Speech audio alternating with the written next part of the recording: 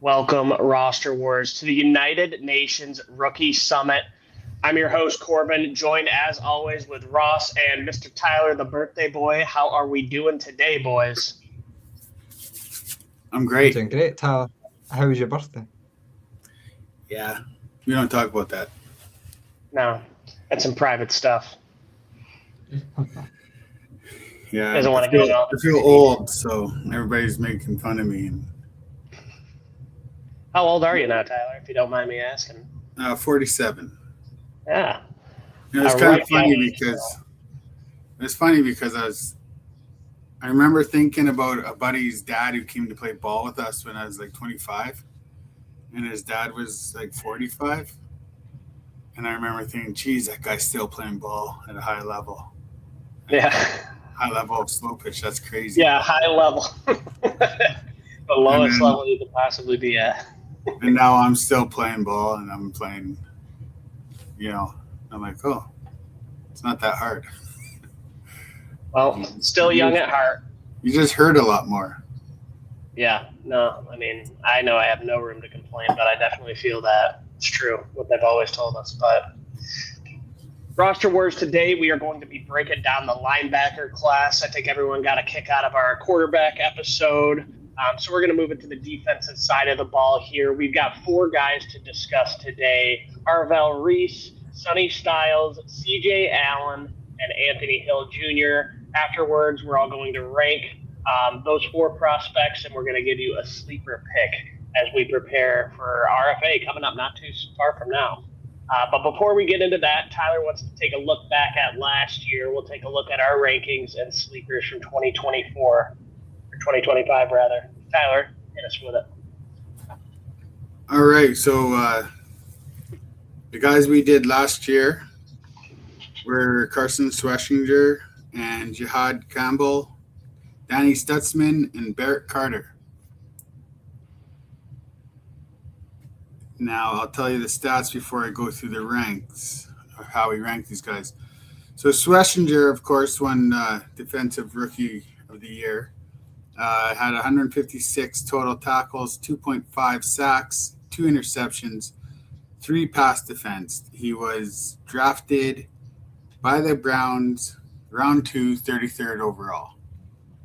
Jihad Campbell had 80 total tackles, 0 sacks, 1 interception, 3 pass defense, 1 forced fumble. Drafted round 1, 31st overall by Philadelphia Eagles. Danny Stutzman had 53 total, 0 sacks, 0 interceptions, 0 pass defense, 0 forced fumbles. Drafted 4th round, 112th overall by New Orleans. And Carter had 106 total tackles, 0 sacks, 1 interception, 4 pass defense, 0 fumbles. Drafted 119th in the 4th round by the Cincinnati Bengals. Now, obviously, Schweschinger's the best of these guys. Carter's So, second best. Campbell's third.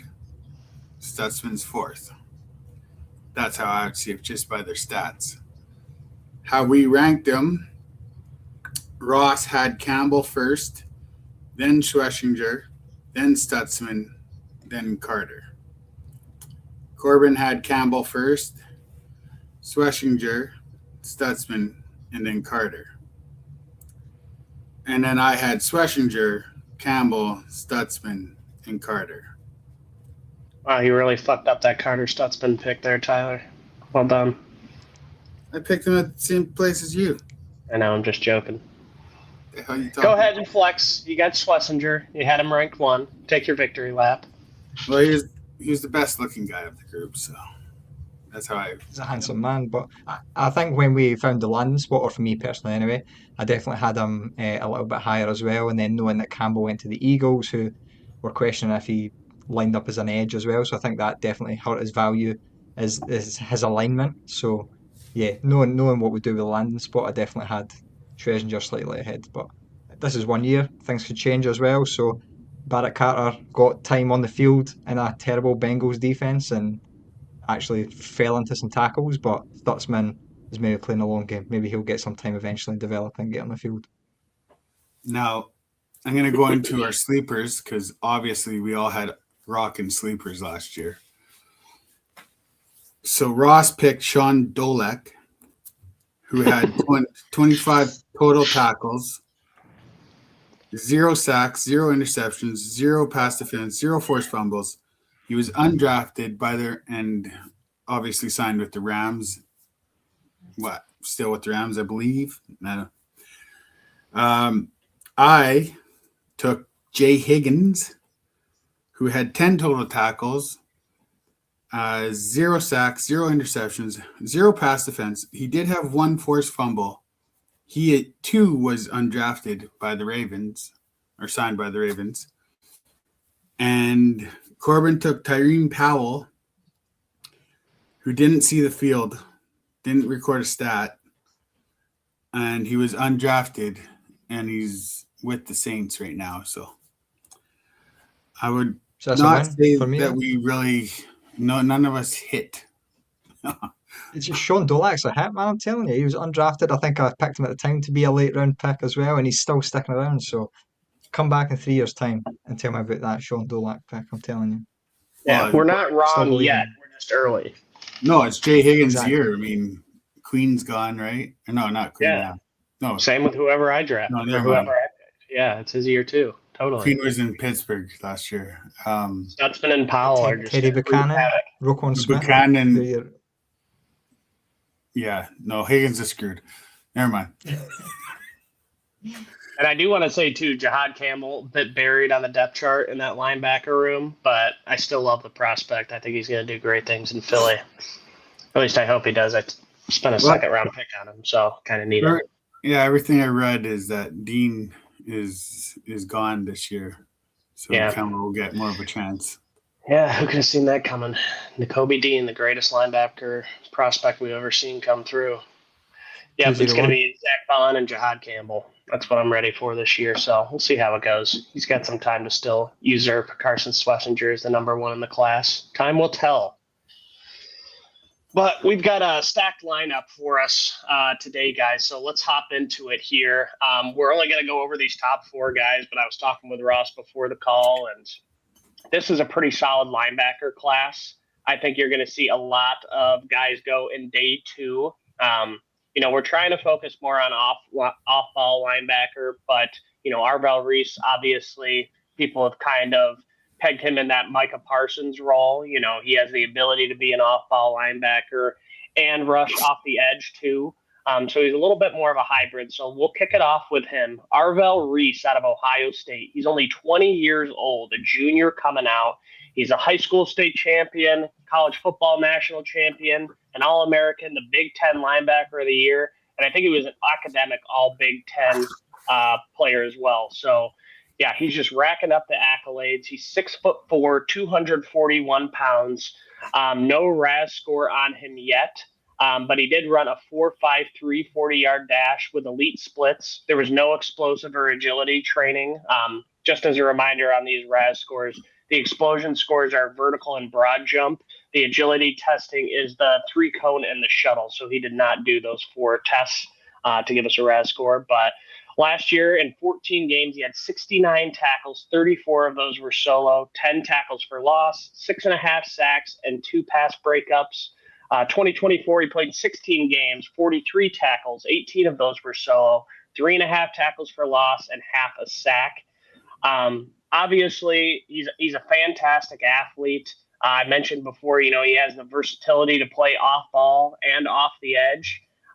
Some teams see that as a positive. Others say, okay, well, where is he going to fit in an NFL defense? So, Ross, why don't you kick us off? What are your thoughts on Arvell Reese, a potential Jet? Yeah, exactly. Yeah. Well, to me, he's a linebacker. I think just to talk about some of his traits, and you don't really need the testing to see how much of an athlete he is. His first few steps cover so much ground. He's from off ball to at the line of scrimmage in a flash.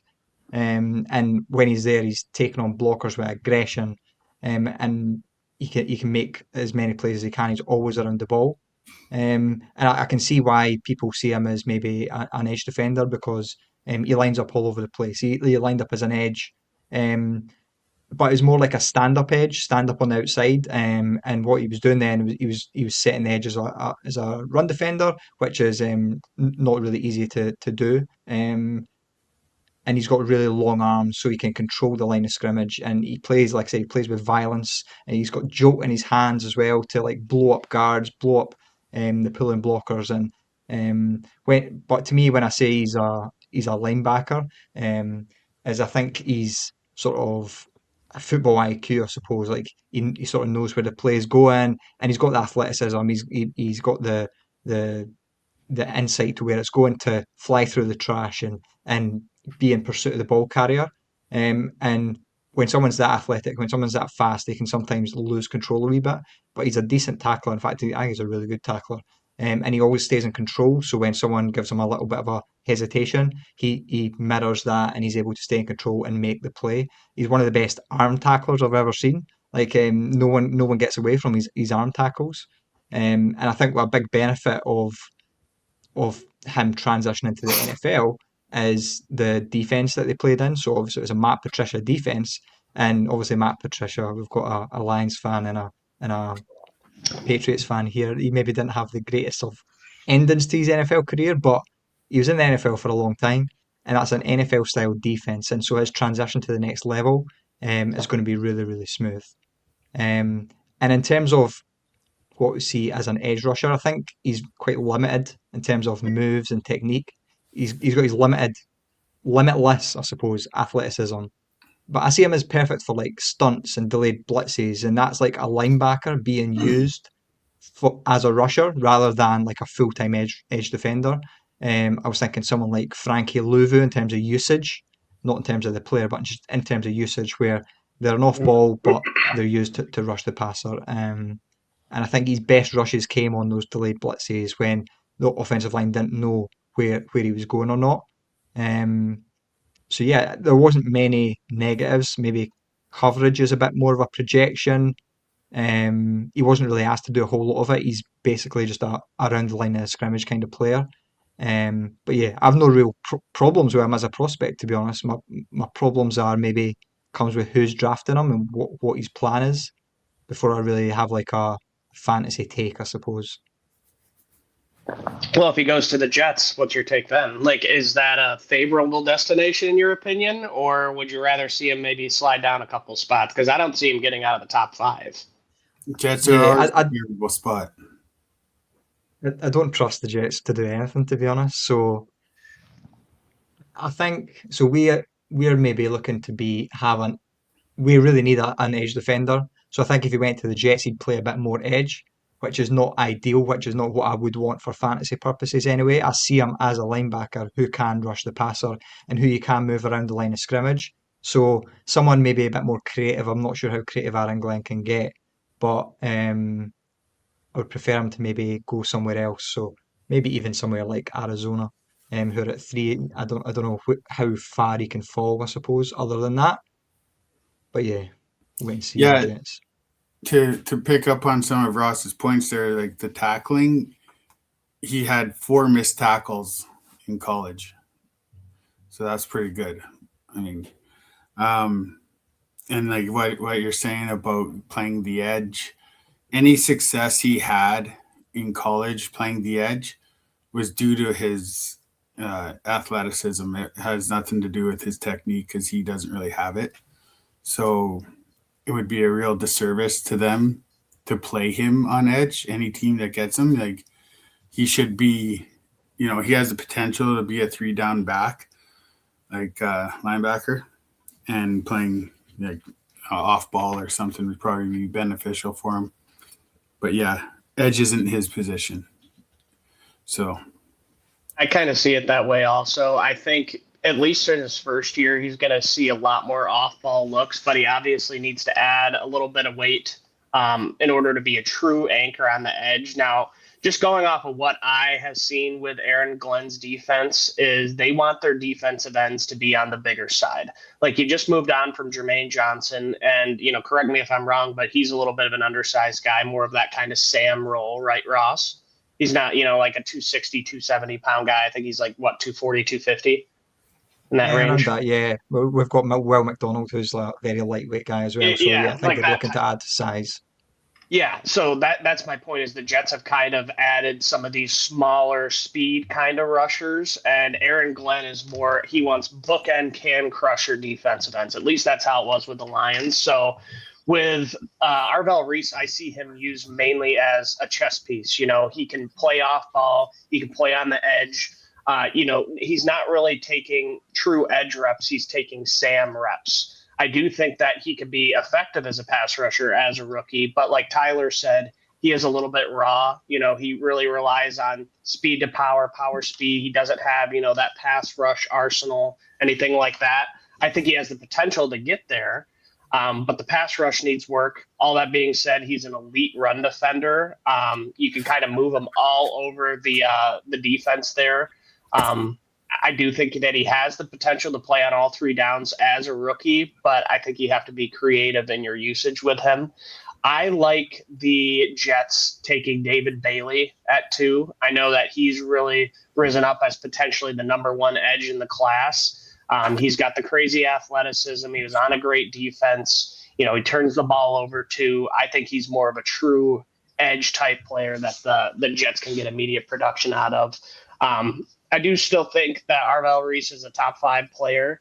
I could just see it being a slow start, but eventually he could, you know, kind of figure things out and hold down that edge position for the long term.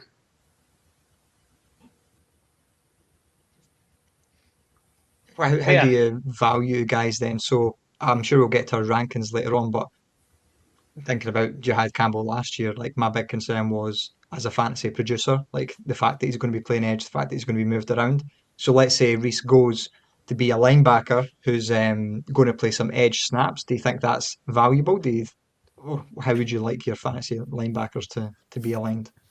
Yeah, I mean, it definitely adds value. You know, the one you get more snaps, you know, just being on the field as a pass rusher. And if you're producing, you know, you're getting sacks, you're getting TFLs, that's valuable ads. Well, I mean, we'll get to it in the rankings, but as a little sneak preview, when we're talking about linebackers, I'm thinking of a true Mike off-ball linebacker, somebody who's going to rack up 10 tackles a game. I think that Arvell Reese has the upside to be, you know, a solid edge linebacker kind of hybrid. I'll leave it at that for now, and I can kind of get into it when we go through the rankings. I do like the player a lot.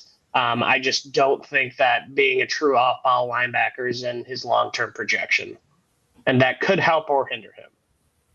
Well, to help answer Ross's question a little bit here on personal experience, I mean, Corbin, you mentioned Micah Parsons, right? Micah.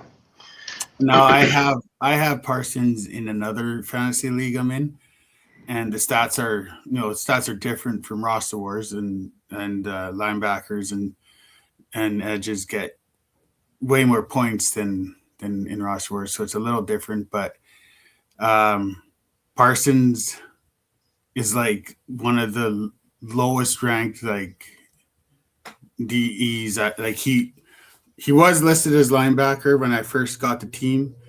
Now he's a defensive end, and he went from being pretty good at linebacker in this league to like I can't even get a first round pick for him when trying to trade him, and I've been trying to trade him for 2 years because he's mostly name in this league and not production value as a defensive end. So if that helps, I don't think players like this help too much if they're put in the wrong situation for fantasy. So when I look at linebackers, I want guys who get tackles because that raises their floor. You can have an edge player that has 0 points 1 week, and then he has, 30 points the next week with a couple TFLs and, a sack or 2 here and there. So I like that safe floor. I'll just say it. I think that like a guy like Sonny Styles has a higher floor, lower ceiling, and I think that Arvell Reese has a higher ceiling but a lower floor. He might not give you a reliable fantasy production. But he could have those games where he absolutely explodes and wins you the week. That's just kind of my take on him. But all right, let's move on here. We've got a couple more guys to go through, and I just mentioned Sonny Styles. He's the next guy on our docket. He's 21 years old, coming out of Ohio State, a senior coming out into the NFL, 5-star recruit. He actually played 2 years at safety before switching over to linebacker for his final 2 years at Ohio State. He stands at 6'5", 244 pounds. This is a guy that did all the testing at the combine. He has a 9.99 RAS out of 10, so damn near perfect. He ran a 4.46 40-yard dash with elite splits, elite explosive scores, and great agility. You know, it's not in the upper nines. I think that was in the upper eights, but still very, very solid. Last year, he had 14 games, 82 tackles, 46 of those solos, 6.5 TFLs, 1 sack, 1 interception, 3 passes defended, and 1 forced fumble. 2024, even better. 16 games, 100 tackles, 48 of those were solo, with 10.5 TFLs, 6 sacks, 5 pass breakups, and a forced fumble. So, I mean, you turn on the tape, you watch the combine, the athleticism is absolute clear. I think he's a great run defender. You know, he just has that 2 years of experience as a linebacker, but I think that the safety experience shows in his coverage skills. So this is more of a true off-ball linebacker that you think about when you think of, you know, a guy who could be a green dot Mike down the road. So I like this player a lot. I think there's a lot of potential. I think that he can be a solid fantasy contributor right off the bat. What do you think, Ross? Yeah, you're right. The first thing I wrote down was he's a prototypical Mike linebacker. He's got the size and obviously the athleticism, but he's quite tall as well. So like when quarterbacks are trying to throw it over the middle of the field, he just lets them take a second as well because he's got such a high reach and along with that vertical as well. And so he tested as this obviously one-of-one athlete, but I don't see that on every single play. But I mean that as a positive because I don't think he's an athlete playing linebacker. He's a linebacker who's an incredible athlete. I see him playing with patience and control, and he doesn't really flex his muscles unless he needs to do so. So like when it's a sideline, he needs to make it the sideline, then that's when you see the athleticism, but not on every single play. And to me, that tells me about his football IQ and how he plays in control, and he doesn't really need to over athlete things. He's a linebacker first. Um, and you can see that as well in terms of football IQ. I think his dad was a former NFL player as well. It always feels like that gets you a few extra points in that sort of category. And he wore the green dot as well for Ohio State, playing the position for 2 years with that many different like elite talents on the defense. Maybe 3 of them will go in the top 10, and he's the one wearing the green dot. He's communicating plays, and like I said with Arvell Reese, that's an NFL level defense, and he's the one who's communicating and wearing the green dot. And just as a tackler, he was very, very good. Like he never missed a tackle. I think maybe he missed a couple in the last game of the season, but other than that, like 0 missed tackles. His coverage ability is good as well. I think he's got good instincts for that as well. You can see like again that football IQ combined with that athleticism. But his negatives to me, he's not a good blitzer, which is crazy to think because of his testing, and you think he'd like overpower people at college, but he just doesn't. I think he projects better as this off-ball guy who sits back and sort of reads and reacts and sort of cleans up the tackles.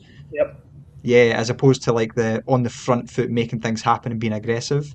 And at the NFL level, when I'm thinking of fits there, I'm thinking of defenses like Robert Saleh, D'Amico Ryans, the Eagles like Vic Fangio as well. And what that tells me, that's fantasy gold, absolute fantasy gold. That's the kind of guys you want. You're talking about that base level of tackles. You're talking about kept clean, so you can hoover up all the plays. That's Sonny Styles to me, and that's exactly what I want. Yeah, just give the Eagles another linebacker. Why not? I'm not saying they should go there. I'm just saying in terms of the style of play. Style of play. What do you think, Tyler? I think that I called Matt Patricia and asked him what he thought. He said he's a hell of a linebacker, probably destined for the Patriots. Perfect for the Patriots is what old Matty said there. We'll have to trade up for him. But no, he's his safety skills help with the coverage. He'll be a hell of a coverage linebacker. But you guys pretty much said all the good stuff about him. The only one issue that I've seen is his limited experience at linebacker could become an issue going into the NFL because he's only got 2 years as a linebacker, and he was safety before that. So, but his instincts are good enough, as you said. He wore the green dot, so obviously he's smart to pick it up. But I did see a comparison to Peyton Wilson, but also a comparison to I always forget how to say this guy's name. Jamin Davis. Oh, Jamin Davis for the Commanders. These glasses, I can't read anything up close. It's so weird.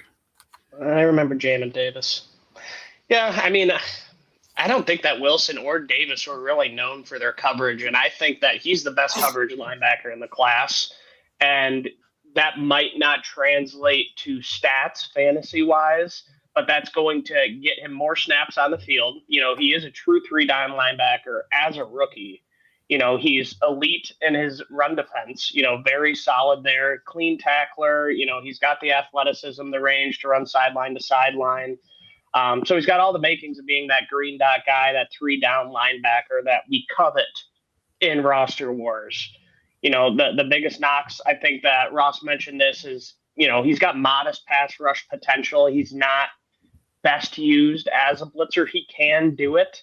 But I think teams are going to lean on him for his coverage skills on passing downs as opposed to rushing the passer. And, you could bring in like a Sam or a situational pass rusher to kind of fill that role. And then Tyler, you had mentioned his 2 years of experience. I think, he's only 21 years old. He's not even going to be 22 by the time the season kicks off.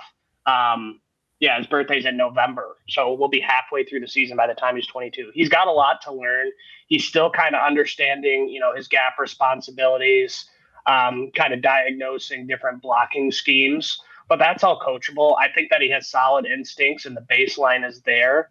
I don't see him really getting out of the top 10. A lot of people are, putting him in the same vein as Devin White, which, that's a compliment because he was, I think, the number 5 overall pick. Obviously, after the Bucs Super Bowl, he kind of fell out of favor in the NFL's eyes and in roster wars' eyes. But these are the kind of linebackers that you want. I think that he'll probably go off the board in the first round in our roster wars draft as well, because you are getting that high floor kind of, lower ceiling type of guy. He's not a turnover machine. He is capable of doing it. But yeah, he's just a solid guy that can get you a consistent 15 to 20 points. Every now and then he's going to blow up for a 25, 30-point game. That's what you want to stack on your defense. I think that's, linebacker is clearly the most valuable position, which is why I think that he should be getting first-round draft capital in our roster wars drafts. Yeah, I think he's going to go very high. So top 10, definitely, maybe even top 5. So you're looking at places like, I don't know, the Giants, maybe something like that. Just got rid of Bobby Okereke. And so that's a very, very nice landing spot for me. Yeah. I mean, Browns might not. I mean, the Commanders could. Yeah, I really don't see him getting out of the top 10. Titans are another solid spot depending on who goes. So, yeah, there's a lot of teams that can draft him. It's just off-ball linebacker. Do you really want to use a top 5 pick? I think that he has, all the skill set of a modern NFL linebacker. We'll leave it at that. Let's move on here to C.J. Allen coming out of Georgia. He's 21 years old, a junior, measured in at 6'1", 235 pounds. No combine testing numbers, so keep an eye out for his pro day. But the stats are really nice on this guy. Last year, he had 13 games, 88 tackles, 47 of those were solo, 8 tackles for loss, 3.5 sacks, 4 passes defended, and 2 forced fumbles. The year before, 2024, in 14 games, he had 76 tackles. 49 of those were solo, 3 tackles for loss, an interception, and 4 pass breakups.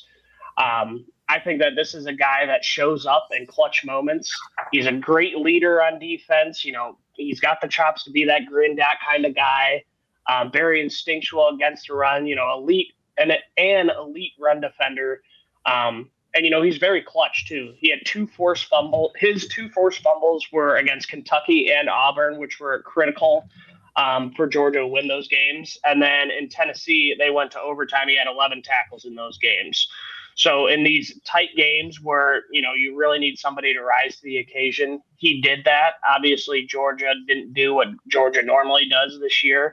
But he was one of the bright spots on that defense. Absolutely. I think that, I kind of thought that Sonny Styles and Arvell Reese would just be running away as the only first-round linebackers, but this guy absolutely could sneak into the back end of the first round in the NFL draft, don't you think, Ross?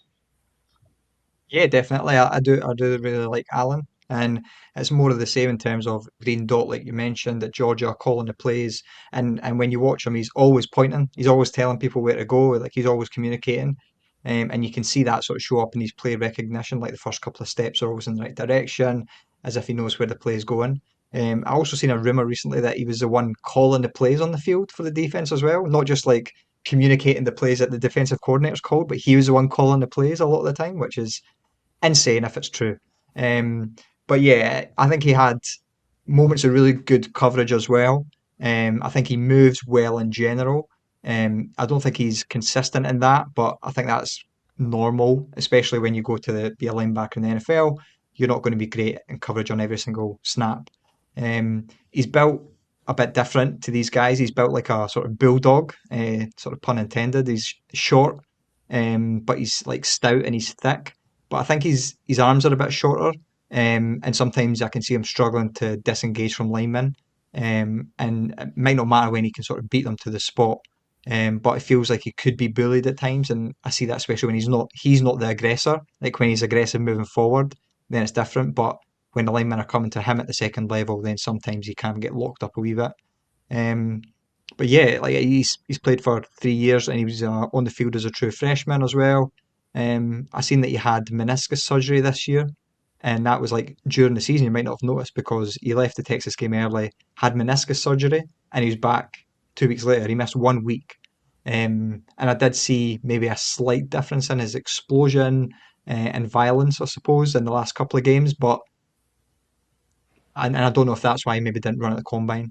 But other than that, I didn't really see many deficiencies in terms of his athleticism. Maybe just a little bit stiff at times when changing direction. But he's not the fastest, but I don't think there's anything to be worried about. I think, like I said, his experience, his instincts, his play recognition is always going to get him the first couple of steps anyway. So really good player, really good player. He's definitely up there in the first round conversation, I would say. Yeah, I didn't hear that about his meniscus, so that's interesting because you're right. That very well may be why he did not test at the combine, but we'll see what the pro days numbers say.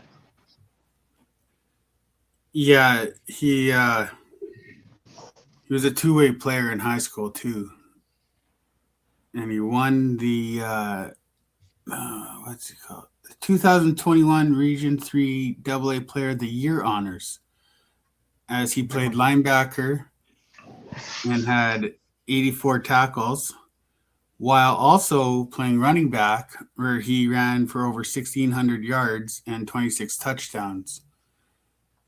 So, all these players played both ways in high school, though. just They're going anyway. This guy is, yeah, he's your guy that can join your defense, play for day one. He's got the leadership and the smarts, and I really like him. And he's a perfect Patriots player. Again, I talked to Matt Patricia, and he was telling me all about this guy. So he's somebody that the Patriots actually could get. Yeah. So well, I don't know why you are acting like Matt Patricia is just the oracle, like he knows talent. It's not a good example. One, this guy went to Georgia 2, Matt Patricia isn't with the Patriots anymore. 3, the guy fucking sucks. So let's Hey. just leave this Matt Patricia bullshit. Matt Patricia on defense does not suck. No. Yes, he does. Matt, he's like a rocket scientist. He's I don't fat. give a fuck, dude. He's fat, so you got that. He's got that going for him. He's got a really nice beard sometimes. He's really, really, really sucks on offense. And he can really, I was really gonna say, screw over Matt He can Jones. play both ways. CJ Allen can play both ways. So can Matt Patricia. Yeah, he can be running back. Yeah. Matt Patricia coached both ways in high school, okay? Yeah. Shouldn't be coaching anywhere, but maybe that's why Ohio State lost. Anyway, Allen's on my Patriots radar. Yeah, well, he absolutely could be there at the back end of the first. I don't see him going past the second round. Ross's meniscus comment is interesting. That could make him a round 2 pick. But, I mean, when you look at this guy as an off-ball linebacker, you want to look for elite traits, and he has that in his run defense. He's a clean, sure tackler. You're not going to have a lot of missed tackles with the guy, but, one of the knocks on him is he's not really causing turnovers. He's not, that playmaker type guy. But when I look at linebackers, and especially when you're looking for value in the Roster Wars draft, a potential second, third, maybe fourth round for some of these linebackers, I think that he has a lot of traits that can translate into fantasy points for us. Coverage is another concern, particularly in man coverage. Athletic tight ends are probably going to cause issues for him. And depending on where he goes, I think that the NFL is starting to bring in more and more of those athletic pass catching type tight ends. So it could be very difficult for him on third down, which would be less snaps, less fantasy points. Same in play action. He can bite on that at times too. NFL offenses are always going to play action too. So, but based on what I saw, I mean, he's a very, very solid option. He's not perfect, but I don't think the warts are too much of a concern. So I would still put him as a late first round, early to mid second round pick kind of guy in the NFL draft. And the thing about him, though, is with the leadership and the intelligence, along with his playing ability, he's somebody that you can draft. You're going to know, a team is going to know, like a team's going to draft him knowing what position they want him immediately. I believe with Styles and Reeves, like those guys might get moved, right? But he's a guy that you can draft and anchor a defense around. You know what I mean? Like if you were trying to build your defense, say you're like the Raiders, right? He's a guy you can draft and anchor your defense around him with his leadership and everything, and just build out the defense from him at the starting point. So, yeah, I mean, I don't know. I don't think that he's going to be an all-pro linebacker. Could he make a couple of Pro Bowls here and there? Depending on the opportunity, yes. But, a lot of teams that are looking for linebackers, they're going to have a plethora of options. And the real question is who fits your scheme best? I think that he is more limited as strictly an off-ball linebacker. He doesn't have that versatility like Sonny Styles and Arbel Reese does. But I'm not knocking the prospect at all. I mean, I love the guy. I think that, out of all the years that we've been doing this, I feel like we haven't had this talented of a linebacker class, and we'll get to it in the rankings a little bit more, but he is very solid based on the stats, based on his traits. We'll see where the draft capital ends up landing on this guy, but I think we'll have a solid fantasy contributor for Roster Wars in him. So let's move on to our last guy for today. It's going to be Anthony Hill Jr. coming out of Texas. He's 21 years old, a junior. In high school, he's a state champion, a unanimous 5-star recruit. In fact, he was top 25 in his entire class and started as a true freshman for Texas. He stands at 6'2", 238 pounds. His RAS score was 9.93, so damn near perfect. 4.51 40-yard dash with elite splits, elite explosive scores. He did not do any agility testing. Last year, he had 10 games, 69 tackles, 37 solo, 7 tackles for loss, 4 sacks, 2 interceptions, 1 pass defense, 3 forced fumbles. So that's 5 turnovers last year, missing some games. He missed the back half of the season due to a broken hand, so nothing of long-term concern there. The year before, he had 16 games, 113 tackles, 59 of those were solo. He had 16 and a half tackles for loss, which led college football, 8 sacks, 1 interception, 4 forced fumbles, which also led college football. So that's what? 10 turnovers in just 2 seasons. I think he had 17 career sacks as well. So he's a guy that can give you that pass rush versatility. He's a phenomenal tackler, an elite run defender. Like coverage, he could use some work, particularly in man, but he's pretty solid in zone. So I think he's a very, very well-rounded prospect.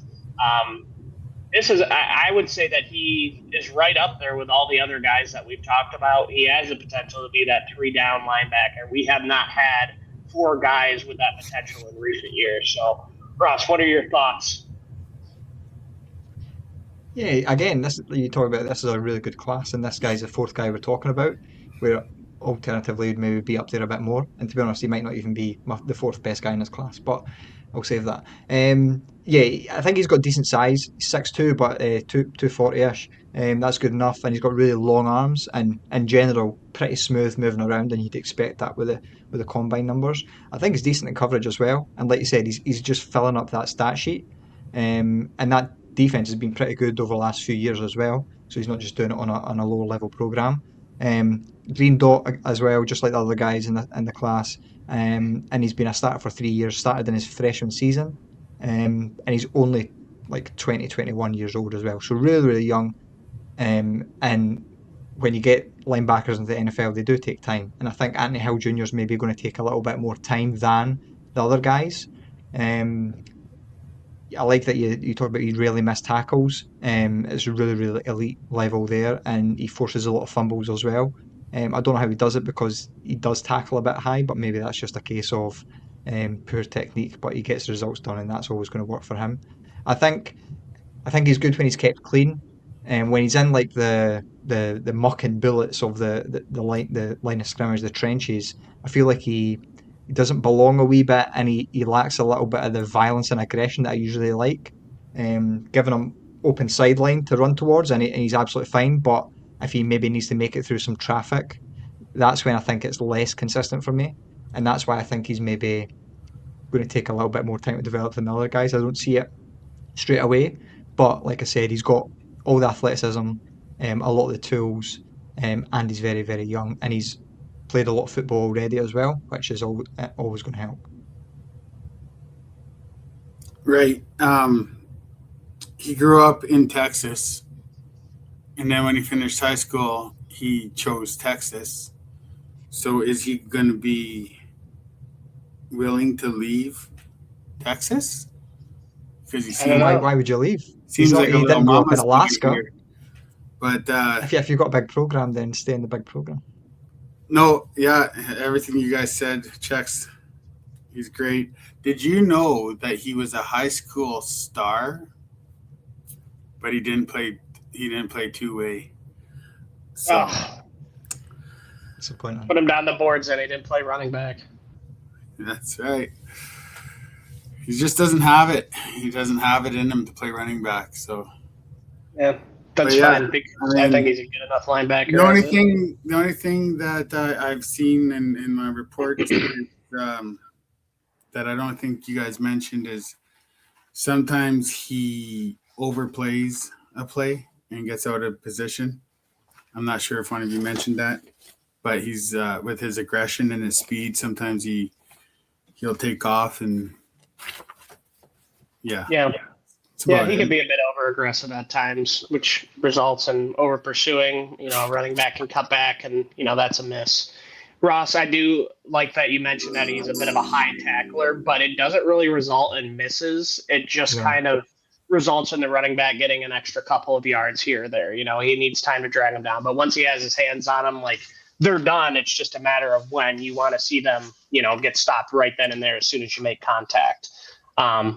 But I do think that he has that kind of the violence that you had mentioned. Like he does have some pop, and I think that him as a playmaker, he's the best playmaking linebacker that we've discussed so far, and it's evident in his interceptions. It's evident in his tackles for loss, his sacks, his forced fumble numbers. I mean, the guy knows how to make plays, which we haven't really talked about. I think that's a one differentiator for him.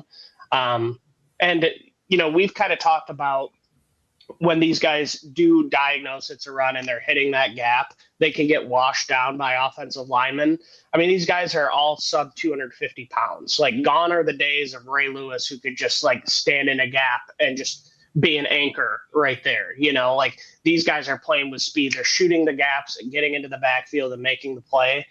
With these smaller linebackers and with that speed, you're going to lose that power, which is, I mean, these offensive linemen are all over 300 pounds. They better be able to win when they're going one-on-one against a linebacker. They're supposed to.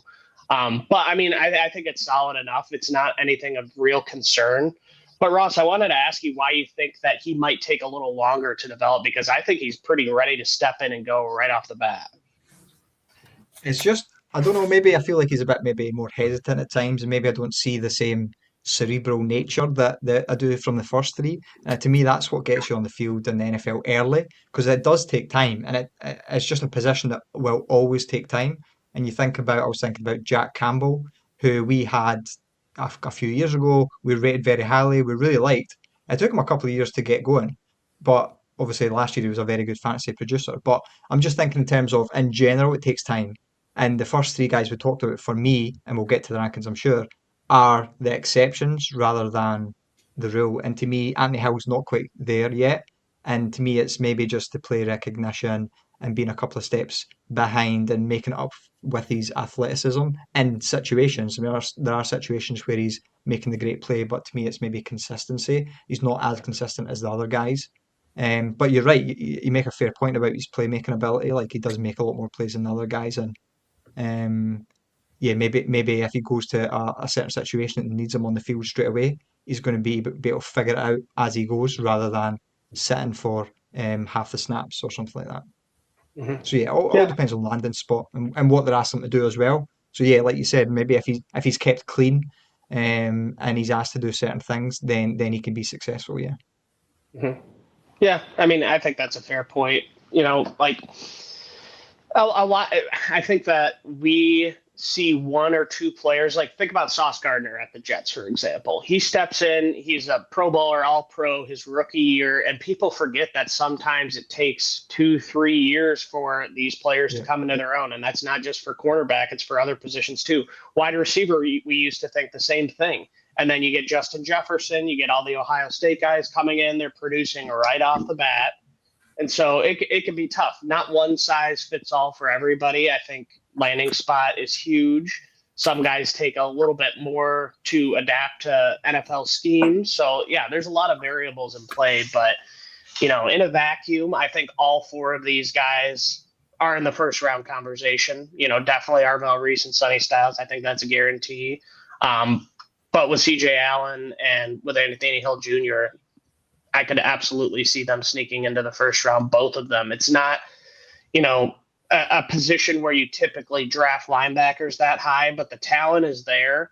It really just depends on, who has those first round grades. A lot of times there's, 15, maybe 20 players that have a true first round grade. I think that you're getting very high floor guys with the potential to be 3 down linebackers across the board. So all four of these guys, I'm very, very high on. These rankings are tough because I could absolutely see it finishing in any order. But with that, let's get into it here. Tyler, why don't you kick us off with your rankings between the 4 guys we discussed today? Really, me? Yep, put you on the spot. Now, again, are we talking about who could be a Hall of Fame NFL player? Or are we talking about best fantasy? We're talking fantasy. rankings. That's what the people are here to understand. All right. I'm going to go Styles. And then I'm going to go Allen, and then Reese and Hill. Okay. Yeah, a little low on Arbel Reese there. It's a bit surprising, but They're all again, very I don't close, really though. fault you. Huh? As you said, this is like the best four linebackers we've probably ever done, and they're all very close in my mind. So, Yeah, no, I'm not gonna debate you. Honestly, I think it's a fair take. What about you, Ross? How do you have him? I have Styles number one as well, and it's what I talked about. He plays in that sweet spot. He plays in that exact range that I want for a fantasy linebacker. I prefer Arvell Reese as a player. I think he's in a tier of his own as a player. But yeah, Sonny Styles number one. I'll then have Arvell Reese. I just think because he's such a good player, you have to put him there in the playmaking, the sacks. He might get big plays, and then I'll have CJ Allen. And then in a tier behind that, then I'll put Anthony Hill, who is in a tier not just with these guys, not just himself, but with other guys we've not talked about and we may not talk about. But yeah, to me, that's how I see it. Yeah, we're all different then. I mean, we're all the same in terms of number one. I have Sonny Styles first overall. I think he kind of checks all those boxes. He's going to have the draft capital. He's that true off-ball linebacker with the highest floor, a little bit lower ceiling compared to Arvell Reese, who I have number two. The reason why I have him there is, I think linebackers are more productive and more valuable when it comes to fantasy football in our league. But I mean, you see edge guys with, 280, 300 plus point seasons. And I think he has the savvy, the capability, the traits to get there. I can see him being a little bit of a slower start, a little bit more boomer bust. But I think that ceiling, he could be, a potential all pro kind of guy with, 15 plus sacks pretty consistently throughout every season. So I like Arvell Reese as number two. Number three, I've got Anthony Hill Jr. And number four, I've got CJ Allen. So that's what I disagree on. And it really comes down to, do you want CJ Allen, who is, that leader, Ross, you had mentioned he's calling the plays, like that is important. But I do think that, Anthony Hill Jr. can do that as well. The reason why I gave Hill the nod is turnovers, because CJ Allen and Anthony Hill Jr. are very similar, both elite run defenders. In my mind, those turnovers are so valuable because you're going to have that 15, 20 point floor once he becomes a full-time starter. And then when he gets a turnover, that's what's going to take him to the 30 plus point games. So I think that his ceiling is a little bit higher because of those turnover numbers while still having a safe floor just due to his, him being such a sure tackler. So they are very close. If I have like a 1A tier, it's Styles and Reese. And then if I have a 1B tier, it's Hill and CJ Allen. I think there's a couple other guys you could argue are in kind of that 1B tier as well. And I'm sure we'll get into that with some of these sleepers. Mine wasn't super deep. Ross, I think you said you went a little bit down the rabbit hole on yours.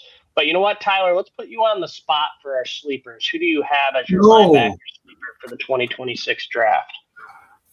Well, see, I was looking at it and I was like, Jesus, we always take these guys who end up being special team sleepers, so I raised it up a little higher, and maybe I took a guy who some might say is not a sleeper, but I want to look really smart and come this time next year. So I took Jacob Rodriguez for a few reasons. Stats wise, he had a lot in his last season with Texas Tech. 128 total tackles, 6 pass defense, 1 sack, 7 forced fumbles, 4 interceptions. He also had a great combine. I believe he ran 4.57 in the 40. Yep. But he can be a star. He's probably going to be drafted second or third round. He's got a lot of traits to be the guy. Knock on him is she's a short arm Sally. So, but you know what? And I don't know if Ross can pull up a picture of this guy when we do this. I don't know if anybody even watches the video or they just listen. But this guy, his biggest trait is that elite mustache. Like that is, just fantastic. I'm sure right now Byrne is like running to check it out to see if his is better. But so that's who I'm going with. My sleeper is Jacob Rodriguez, and he might not be even a sleeper, so I don't give a shit. Yeah, he's in my top 4, maybe top 3. I really like him as a player. And a key stat everyone talks about. He was a QB. He was a QB in his freshman year, before switching to linebacker. But yeah, he's very, very good. I like him. If Well, he he was, was How about QB that? in Our high guy who school. plays both ways, Tyler. He was a Quarterback. QB in high school. Yeah, I, and he was. I don't know if he awesome. was two-way. He was a Don't know if he was he, two-way. he was a dual threat QB in high school.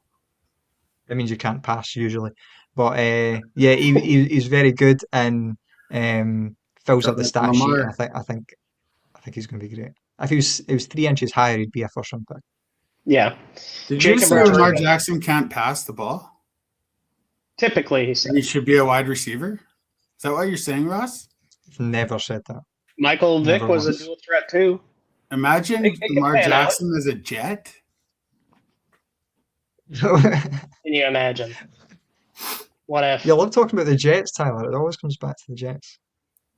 Yeah, and the Patriots. Look at me, the only guy who's not bringing up the Lions. Let me do it right now because Jacob Rodriguez was on my radar because I was like, is he like related to Malcolm Rodriguez? He's not, but he is also my sleeper. Like Tyler mentioned, he's a crazy athlete. He ran that great 40. His RAS was 9.23, elite splits, elite explosion scores, no agility testing. He started off his college career at Virginia, and they had him at quarterback, receiver, tight end, running back. He finally got the hell out of Virginia and is like, I'm going to Texas Tech as a linebacker. So, he plays all over the place. His stats are insane. 128 tackles in 2025 and 127 in 2024. He led college football both those years with solo tackles. Last year, he had 7 forced fumbles, 4 interceptions. The year before, 3 forced fumbles, 1 interception. He's getting sacks. He's had over 10 TFLs in his final 2 seasons. So he turns the ball over. He's an elite run defender. He's got the speed, the athleticism to, cover sideline to sideline. Pretty decent anchor, like I said. Like when he does hit a hole and a lineman comes, he can hold his own more so than I saw with the other prospects we discussed. Kind of the negatives on him are he's 23 years old. He's a little bit older of a prospect. He's a bit undersized, obviously. If he had, another couple inches on him, he would be in the first run discussion. He's not good in coverage. He's just not. I think that teams will have to be creative with how they deploy him. And his missed tackle numbers are, less than what you would hope for. He's not in the, 90% tackle rate. I think he's just below that a couple notches. So, nothing of too much concern. It kind of goes to the point that we made about Anthony Hill. He can be a little bit over aggressive and over pursue ball carriers at times. But, when I look at my sleepers, I'm looking for elite traits, and he has, he's just as good at defending the run as these other guys that we discussed. I wouldn't be shocked if he found his way into the first round, but I think he's a day 2 guy. I think he's second round, maybe early third round tops just because of his age and his size limitations.